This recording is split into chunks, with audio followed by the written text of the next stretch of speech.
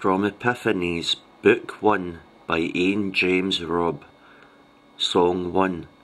It was the way white water shimmered the flux of a dream that had christened the soul of a snowflake before the young ponies.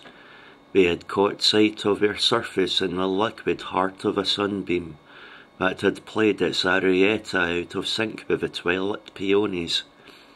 I wandered where swan walked, heard tales of the dream nectar berries, and knew of the hot cross-current's touch. I knew the violent might that seeped upon against the sycamore store, the floated spiral ferries, borne across a fairy flutter deep across the sphere of a Nubian night. Brave, learn to brave, learn to brave. It was a day in late December filled with fear. It was the way. A sky that was spangled with marbles of milk lost the breath of a million spilled diamonds which cold bled to death in our gutters of cities constructed of tinsel and clay. Dusk came with its violet invocations, secrets and dreams retold in hushed and murmured sounds, and trees like secret nights in their Masonic constellations spoke of hidden reveries and ecstasies and rounds, but no one was there to hear them. They have spoken, not in any voice you'll know, for they know nothing also, of a strange young girl who winds her hair all moonlit by a puddle's glow, but oh, her little heart is broken.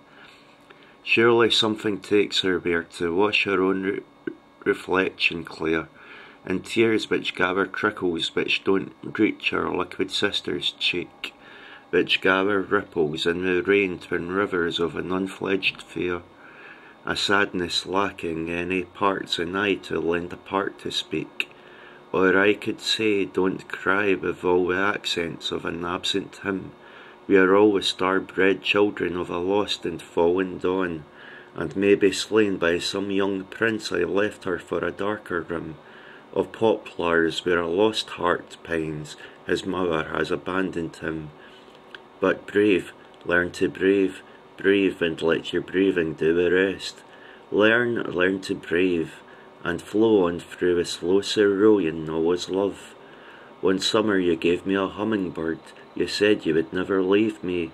We promised we would walk together wearing perfumed vernal rings that may have decked a lady in prosody by an elder child, aiming to make greatness of an innocence that lingered.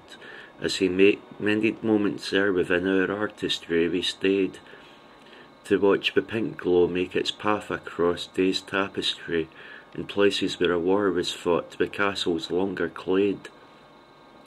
When flight-fledged thing amended to aspire to an eastern glade, once broken-winged our own affection's token, and the knotless stems of all the hyacinths and marigolds that could have fit our fingers plead, for our hands to gather them in duty has no need.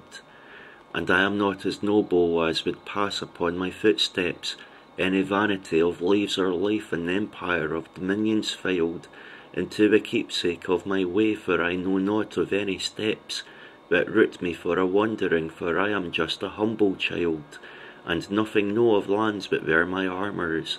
Once I took the first travails of nomad ways, the pale glaze of youth's paint held equal ardours to the hand that touched of cheeks rose coral bays. But brave, learn to brave, brave, and let breath do the rest. Learn to brave, once flown through the slow cerulean look above his love. Come quietly to topaz zones where guardians of fire dwell, the keepers of our birthday stars, our first moon's dozen hour, wheeling in their silver signs inside a crystal carousel, as slumber in the rushes sets each second to its hour.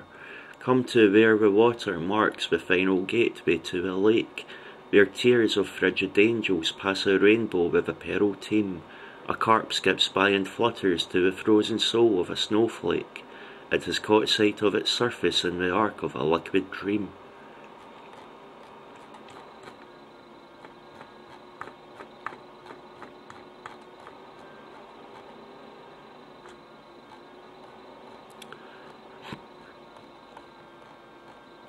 What I find strange about this poetry, looking back on it now after a space of about 14 years,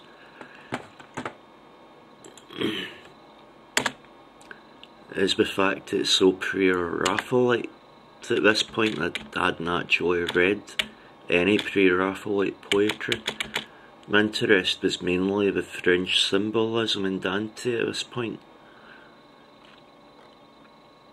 But I think it still holds up. The Black Swan's poems are obviously better, I think.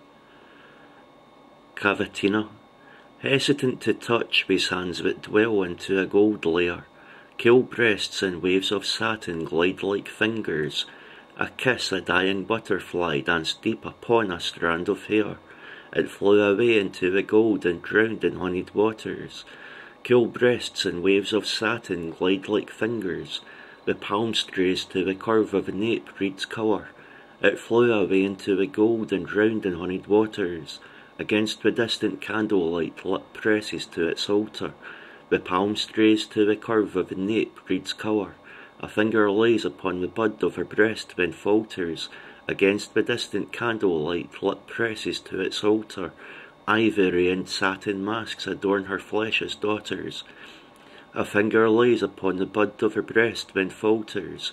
Riding upon waves of silk stray tresses turn to robe her. Ivory and satin masks adorn her flesh as daughters. Drifting in its burnished sand, sensation finds its shore. Riding upon waves of silk stray tresses turn to robe her. She is clad in lands of butter and milk, still powers. Drifting in its burnished sand, sensation finds its shore. The sun against the nomad hand is spun around 5 towers. She is clad in lands of butter and milk, still powers. Soft bronze that crowns the felt of the brow finds pasture. The sun against the nomad hand is spun around 5 towers. The glass-like place behind the ear emits a silver shimmer.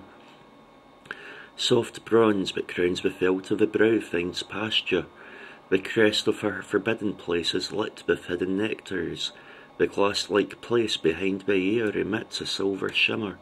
Secrets of sleepless, dreamlit realms anoint her crystal slumbers. The crest of her forbidden place is lit with hidden nectars. An orchid waits upon a braid where waxen palms make glimmer. Secrets of sleepless, dreamlit realms anoint her crystal slumbers. In the cage of a face a shadow flickers, effortless as air. An orchid waits upon a braid where waxen palms make glimmer. The lost light resurrects itself and drinks from her straw showers. In the cage of a face a shadow flickers, effortless as air. It is the ghosts of the abandoned light made flesh in opal flowers. The lost light resurrects itself and drinks from her straw showers. Hesitant to touch these hands that dwell into a gold layer.